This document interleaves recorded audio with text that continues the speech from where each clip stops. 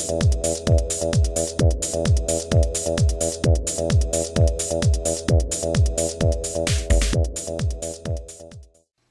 there folks, today I'd like to take a casual peek into the WWE Elite Collection Triple H action figure set from Mattel. This set was a Toys R Us exclusive and I believe was first available around 2013 and sold for the price of $17.99. I got this set in 2014, early in the year, around early February. And I purchased this set as part of a sale that was going on at Toys R Us, where you could buy any WWE item and you get the second item for 40% off. And this here was the second item, so I only paid about $10.76 for this set, which is a really great deal for an Elite Collection figure set. Taking a closer peek at Triple H and the packaging, you could see the iconic wrestler here in what I believe is his appearance from WrestleMania 29, at least based on what's on the description on the packaging. And you could see that he comes with a couple items, including his shirt and his iconic sledgehammer here. And this figure is in a little bit different packaging compared to other Elite Collection figures released at the same time. The general shape is about the same, but the packaging is a little bit different in that it's not as bright, has a lot darker colors on this set, and it's pretty nice packaging. You have the WWE logo here, you have Triple H's name there in a nice font, and behind that is some light display there, which is adds to the darker color there. You can see over here the little sticker here that it's only available at Toys R Us, and you have the Elite Collection logo here, and it's a highly detailed action figure with authentic ring attire. And then you have a nice photo, or I'm not even sure if it's a photo or a mix or a Photoshop of Triple H there. And I wanted to point out at the top here, you have a nice logo. I believe that's Triple H's logo there with the skull and the crown with the two axes there. Pretty cool. And you have the name at top, Triple H. And on the side you have the name as well and the WWE logo there. And you have on here on this side the Elite Collection logo, WWE logo, another image of Triple H there. And here we have the back of the packaging with again the same image of Triple H with the shorter hair and goatee there, and you also have more of the logos of the Elite Collection, the WWE Collection logo, and the Triple H name. And then you have the sticker here. I think that's to prove the authenticity of the product. It's one of those foil type stickers there. It says official licensed product with some numbering. And here we have a description of his appearance at WrestleMania 29. Which occurred in April of 2013, and then you have the description of his match against Brock Lesnar there, if you want to pause and read that there. And of course you have some more logo, but this time you have a Mattel logo at the bottom here. Now we'll be right back and have Triple H here out of the packaging. Okay, we have Triple H here out of the packaging. And I like this figure quite a bit. It's got some really decent articulation and has a nice sculpting going on. And of course the accessories are nice to have as well. And it makes me wonder about Mattel and how much they budget for their different lines of action figures, because this is a really decent figure with some really nice articulation in the I guess the WWE line, as opposed to some other lines that Mattel produces, yet the articulation and sculpt is not quite there. And I guess Mattel really does devote a lot of more for their budget for the license for WWE. So it's pretty interesting to note. But let's go ahead and take a look at the accessories first that come with this particular Triple H figure. And we'll start off with his trademark sledgehammer here. And it's actually quite neat. It's made all of plastic here. It's this piece is not made of metal, but it's actually painted well to look like metal. And it's very, very cool. And you can see even the paint detail at the top where the handle goes through the mallet portion of the hammer there. It's got some separate paint, which is really cool. They could have just painted over that, but I guess for the Elite Collection, they devote a little bit more attention to detail, and it's actually pretty cool. And then you have the handle here, which is what looks like simulated wood. There is no sculpting detail though. It's pretty smooth, but pretty nice use of color though. And the figure wields the hammer quite well. You can just slip it through the fingers, and has a nice solid grip on the figure. At least on the right hand. The left hand is a little bit looser on there, so it makes me think that Triple H is right-handed and has a more solid grip with the right hand there. So pretty cool sledgehammer there. Next thing we'll take a look at is the shirt, which is pretty interesting. Based on the packaging, this particular figure was from I guess WrestleMania 29, and I was able to watch the video of the match between Triple H and Brock Lesnar, and I don't remember seeing him wearing this particular shirt, so I don't know if this shirt was used in a promo for WrestleMania 29, but based on off the video that I watched, he was not wearing a shirt when he came into the entrance, so I'm not sure why they included this shirt unless it was used in a promo. But it's still a pretty nice shirt. It's made of cloth goods, which is pretty cool, and has a transfer on here. I guess this is the symbol for Triple H, the skull with the crown and the chainmail. Pretty neat, and you can even see the details here. I guess, I don't know if this is his motto in Latin, Trement Maleo. I think that means fear the hammer. Now, I don't know if that's a reference to his sledgehammer or himself, but still pretty cool on there. I like the detail on here. And there is Velcro on the back, so you can actually remove it when you want to pose the figure or play with the figure during the match. You just tear that apart there and just slip it off. Off the shoulders and off the arms. It does get caught up a little bit on the elbow pads just because of the tightness of the sleeves there with the figure. But you can see the shirt here. Pretty cool. See more detail of Trement Maleo there. Pretty neat. Now we're going to go ahead and take a look at the Triple H figure. And I like this figure quite a bit. And this is my first Mattel figure, WWE figure, and I like how this figure is sculpted overall, and it looks very, very nice. And I'm going to start off with the head sculpt.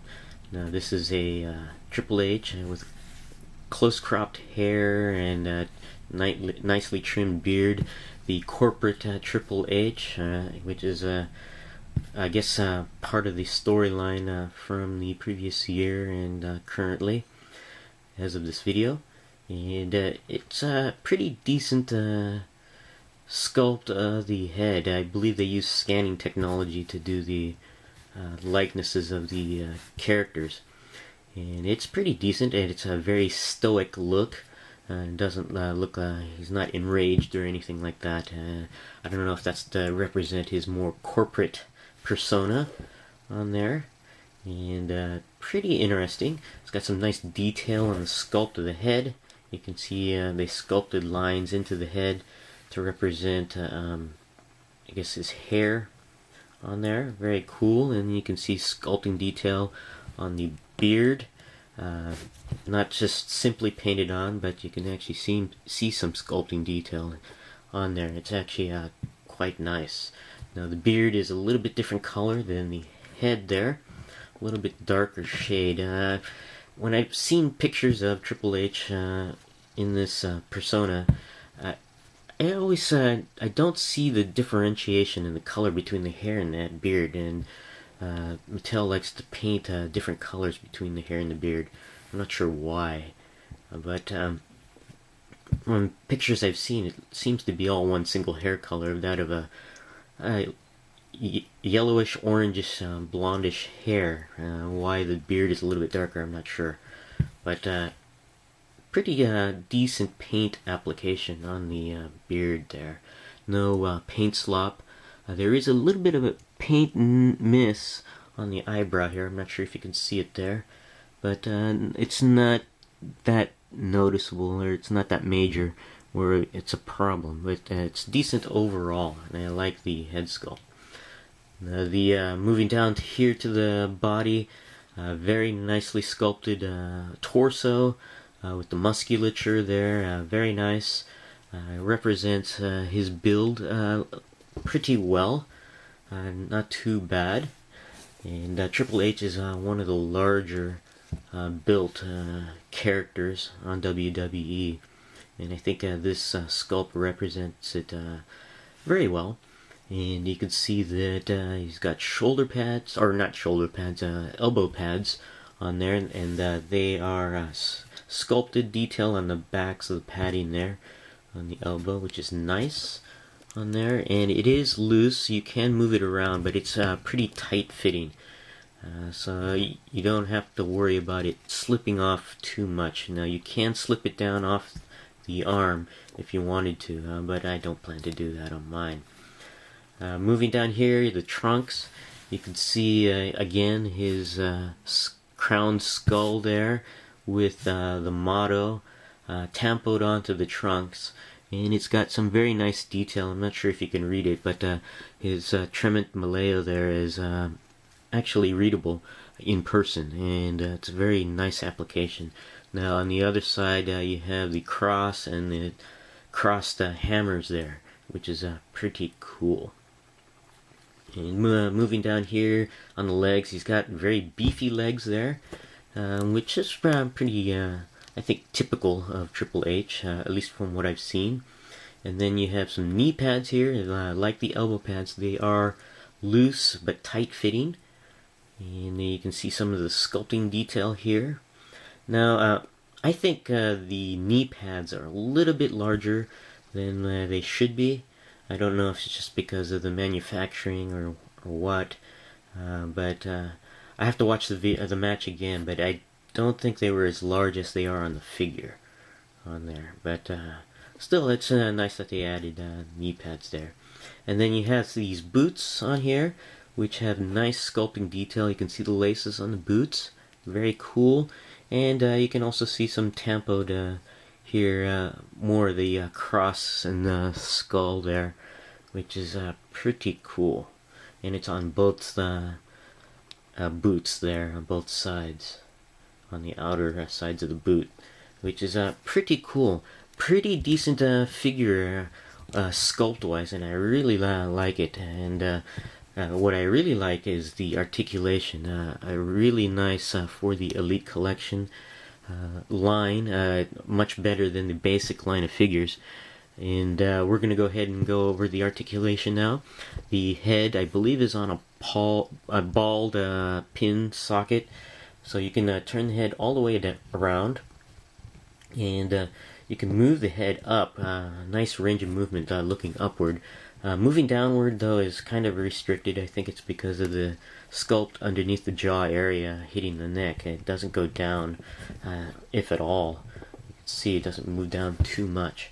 But the head does also move side to side quite well. So you can get some nice, decent range of emotions, emotive poses with the head there. The arms can go all the way around at the shoulder, as well as out about that much, and inwards about that much. The arms at the biceps can go all the way around. There is a single joint at the elbow. I think that's the weakest articulation. They could have gone with a double articulation, double hinged elbow, but it doesn't. And you can bend the arm about this much in and this much out. And the elbow padding does not really impede the articulation, because I was able to remove this earlier, and this is about as much as the arm will bend. So you can see that it does give way for the articulation, but it doesn't impede it. The hands can go all the way around at the wrist, as well as in and out, which is nice. And the torso has an ab crunch where you can bend the figure downwards about that much, up and back. So pretty decent articulation there. And the figure can go all the way around at the waist. Now the legs on the figure is pretty decent on the articulation. Leg can go upwards about that much, down, and does not really go back due to the trunks on the tush there. It impedes articulation there.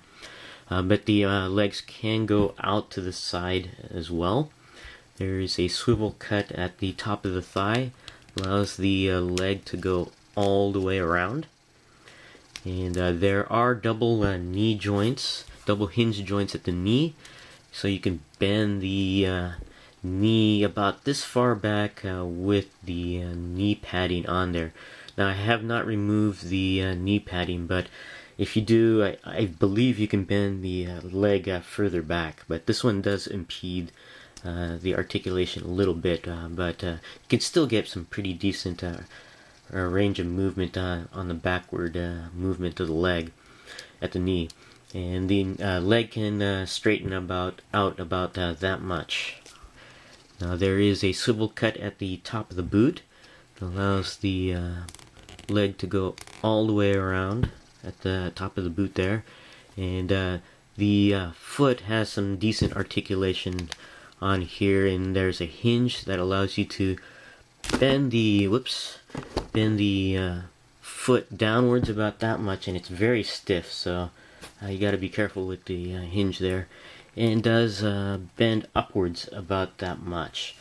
And there is ankle pivot, so you can actually pose this figure quite decently, quite well, with this nice ankle pivot. So really decent articulation on this figure, and it's just I just wish that Mattel would use this on their other lines, but I think they just budgeted due to the license with WWE. They have a bigger budget, but a very decent figure for the price, especially the one price I paid for it, and nice accessories to go with this figure.